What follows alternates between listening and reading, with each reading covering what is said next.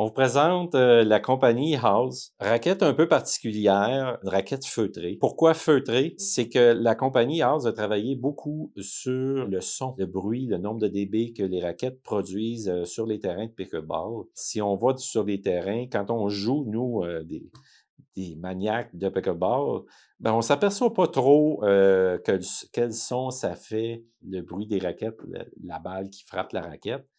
Parce qu'on est en jeu, on s'en aperçoit pas.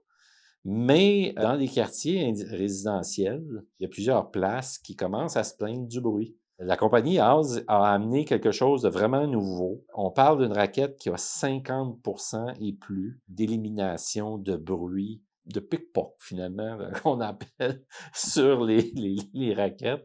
Aux États-Unis, il y a plusieurs villes qui interdisent carrément les terrains de pickleball dans certains quartiers résidentiels à cause du bruit. Haas a été capable d'aller chercher ces terrains-là par rapport que le pourcentage de bruit est beaucoup moins élevé.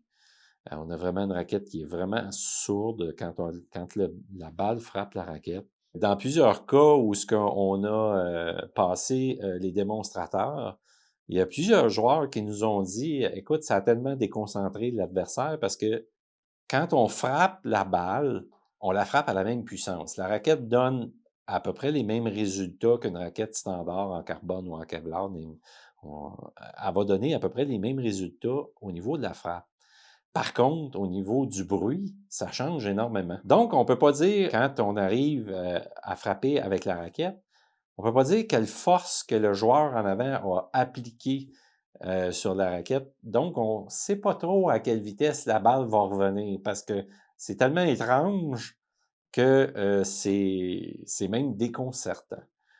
Donc, on commence, on a 4 modèles chez Haas, mais les 4 modèles qui sont vraiment approuvés USCPA sont les CX, qui est celle-là ici. La CX est un modèle carré. Donc, c'est un modèle qui est 16 mm d'épaisseur. On a vraiment un 16 mm. On a un manche de environ 4,5 de long. On a un 4 quarts de circonférence.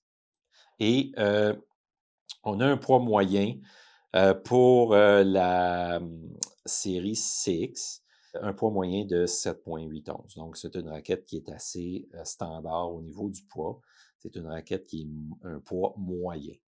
Elle se fait en modèle CX et ça vient dans un case comme ça. C'est vraiment un beau, une belle boîte une belle boîte de présentation.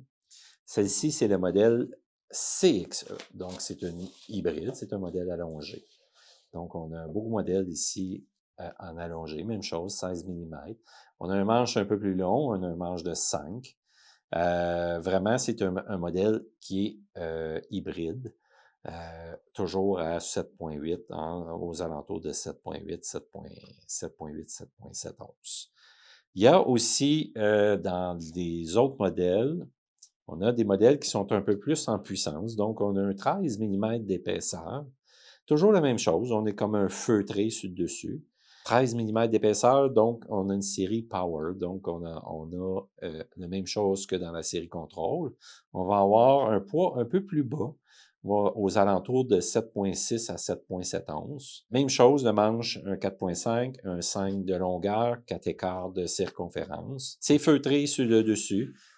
On voit très bien. Beaucoup de clients nous ont demandé qu'est-ce que ça donne comme effet, comme feeling sur la raquette. C'est sûr que cette raquette-là donne pas mal d'effets. On est capable d'aller chercher pas mal d'effets. Puis, ce qui est de le fun, c'est que quand on reçoit une balle à effet, la raquette va très bien la freiner. Donc, ça donne des coups plus précis. C'est vraiment le fun pour les raquettes feutrées comme ça.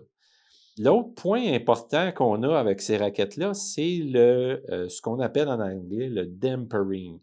Donc, c'est vraiment la vibration qui est éliminée énormément. La vibration est éliminée beaucoup par le feutre. Ils ont visé beaucoup les gens qui ont des problèmes d'épicondylite parce que c'est vraiment pas une raquette qui va transmettre la vibration aux manches. La vibration est vraiment bien absorbée par la raquette. Fait que c'est quand même un beau produit qui est présenté par la compagnie Haas. Et elle est bien représentée aussi. On s'entend que John McEnroe, c'est lui qui est porte-parole pour ces raquettes-là. Donc, on a quand même un joueur de tennis qui est quand même qui était de très, très bon niveau. Puis pour la solidité, John les a testés bien comme faut. Il les a garochés à terre. Non, je dis ça comme ça parce que John McEnroe était vraiment agressif au tennis. Mais on dirait qu'il s'est calmé un petit peu au pickleball, mais on a quand même vu quelques petits sauts d'humeur de John McEnroe. Fait que oui, ce sont des raquettes qui sont bâties solides. Jusqu'à date, on a vraiment un beau produit qui est présenté par la compagnie House.